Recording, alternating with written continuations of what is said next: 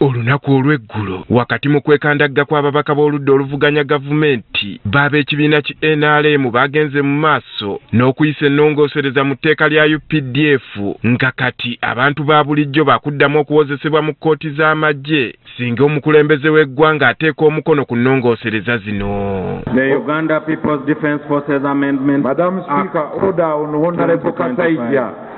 Title settled and the bill passed. Order on Honorable Kasaija. Okusinziira ku munnamateeka Judy Byamukama, omukugu mu kutaputa ensonga za ssemateeka emitendera egyayitiddwamu okuyisa ennongoosereza zino agamba giriko akabuuza. If we are to stick to the law and if the courts choose to stick to the law, large parts of this entire bill could all be thrown out. Agamba era ennongoosereza zino tezaaweereddwa budde kusobola kwebuuza ku bantu ab'enjawulo kyokka nga nayo nsonga nkulu nnyo. Babawadde obudde kwogera ku biira eno. Nze nalaba mu newspaper ne bateekamu oba ku Monday ne bateekamu ngu oyagala wenna kwogera ku biira eno ne bamuwa just one day izooba limu gyokka.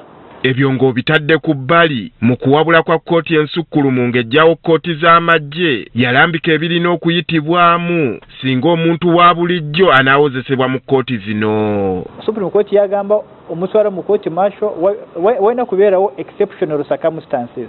Exceptional circumstances kitegeeza nti kkooti za bulijjo teziriiwo tezikola oba kati tuli ng'omu ntalo oba kkooti zonna abalamuzi tebaliiwo. Judy era agamba obuyinza obwaweereddwa abalamuzi mu kkooti y'amagye bukontana n'obwo obw'abalamuzi ba bulijjo ku misango gye gimu n'engaba y'ebibonerezo. Experience bataddeko just chairman wa General Court Martial ne bagamba ngu ayina bajja kuteekako omuntu alina experience ng'eya High Court gye ng'omulamuzi wa High Court naye Division Court Martial tebamutaddeko experience yonna ate etteeka ligamba ngu chairman wa Division Court Martial alina obuyinza kuwa sentence yonna asobola n'okugamba omusibe n'amutako emyaka 4 emyaka 5 kati ezo powers zingeza High Court. Nti n'ebbanga eriweebwa mulamuzi wa kkooti y'amagye nti nalyo likontana n'etteeka erifuga abalamuzi mu kkooti z'abantu ko n'ennonda yaabwe.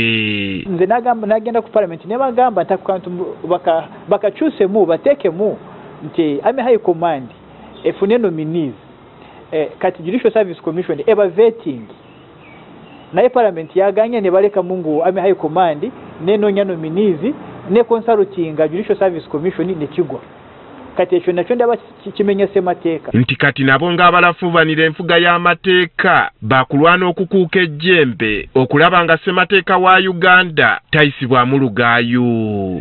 Ze kyendaba etteeka lino bwe balitwala mu Constitutional Court oba mu Supreme Court bwe tugendera ku ssemateeka yaffe limenya ssemateeka eriteeka limenya ssemateeka naye tujja kulaba kkooti zijja kusalamu. Kati ekirindiriddwa ye Pulezidenti Museveni okuteeka omukono ku bbago lino lifuulibwe etteeka erijjudde abantu ba bulijjo bazibwe mu kkooti y'amagye kkooti ensukkulumu kye yali yaggyawo. Andrew Kagwa, Agafeeyo, Spark TV.